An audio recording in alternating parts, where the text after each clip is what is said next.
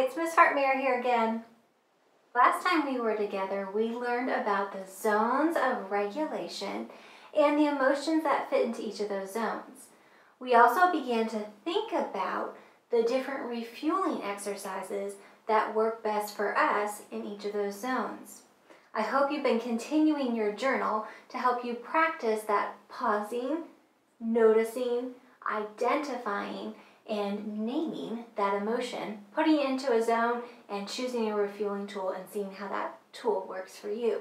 Today, we are going to start by reminding ourselves of the emotions that fit into each zone and what we can do best in some zones rather than others. Let's start by looking at the green zone. We said that this was our best place to learn to our best potential, to make our best decisions, and to be really reflective rather than reactive. The emotions in the green zone were things like happy, calm, focused, and alert. When we're in the green zone, we are good to go. We're ready to go to start our day and to go throughout our day. Now let's think about what we know about the blue zone. The emotions you may feel in the blue zone are sick, tired, sad, bored, or just running slow. When you are in the blue zone, it is hard to get going. You may feel sluggish because you are tired or sad or sick or bored. When you are in the blue zone, it can be hard to do everyday tasks that would otherwise be easy. Next, we are going to think about the yellow zone. In the yellow zone, you might feel emotions like scared, silly, excited, surprised, worried, frustrated, or upset. In the yellow zone, your emotions are starting to take fuel from your body, making it hard to climb the stairs to your upper brain or your thinking brain, where you can make your most reflective decisions. The yellow zone is like a yellow light. When you notice you're in the yellow zone, it's time to slow down. Last, we're going to think about what we know about the red zone. In the red zone, you might have anger that is hard to control. It feels like you can't get a handle on your emotions. You might even be aggressive or hit or throw things or even push people. In the red zone, you could also be terrified or extremely scared.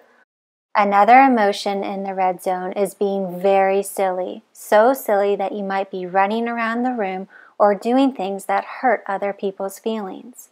When you're silly in the red zone, it's hard for you to think about others' thoughts and feelings.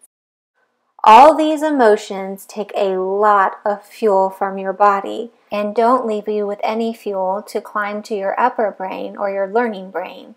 And you get stuck in that amygdala, where that fight, flight, freeze response is. Noticing you're in the red zone is like seeing a red light.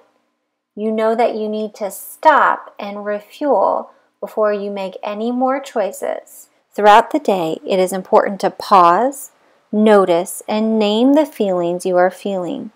When you do this and notice you may not be in the green zone, that would be a good time to use one of your tools to help you get back there. In the last lessons, we've been noticing these emotions in ourselves and putting those into zones and choosing our refueling exercises. But in this lesson, we are actually going to look at some little clips of people feeling different emotions, and we're going to try to name the emotions that they're having and put those emotions into zones. In the first clip we're going to look at, there are going to be two boys, an older boy and a younger boy. You're going to notice that they both have different emotions as they are playing. Oftentimes when we're doing the same task, we still might have different emotions than the person we're with. Sometimes our emotions affect their emotions, and sometimes their emotions affect our emotions. Today we are going to look at both of their emotions. I want you to notice them and name them while you're watching, and then we'll put them into a zone together and help them think about what refueling exercise they could use to get back to green. Let's take a look at what happens when the two boys are playing cards together. Remember to notice and identify or name the emotions they are feeling. Do this. I got a really far fight. I never said you could go that way, but okay, you won. Okay, new round, battle. No, I don't want a battle. I want to do this. I want a battle. No, battle, please, battle. I'm tired. Battle. I'm tired. We saw a lot of different emotions as the boys played.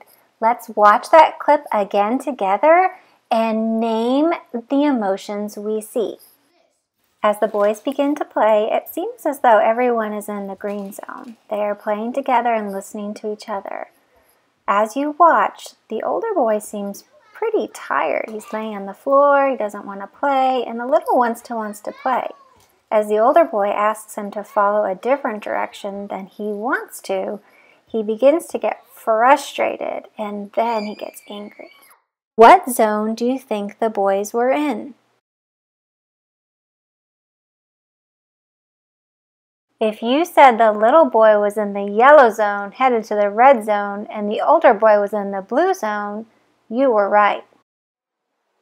As we watched the clip, we saw that both boys had different emotions and different zones.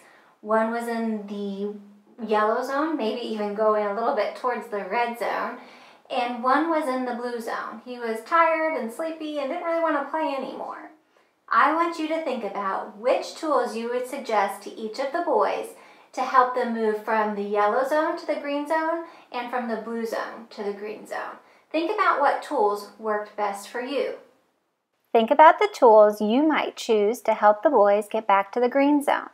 Share your choices with somebody in your house or write them down in your journal. Next, we're going to watch one more clip with those two boys. I want you to notice the emotions that they're feeling now and think about what they're able to do because of the emotions or the zone that they're in.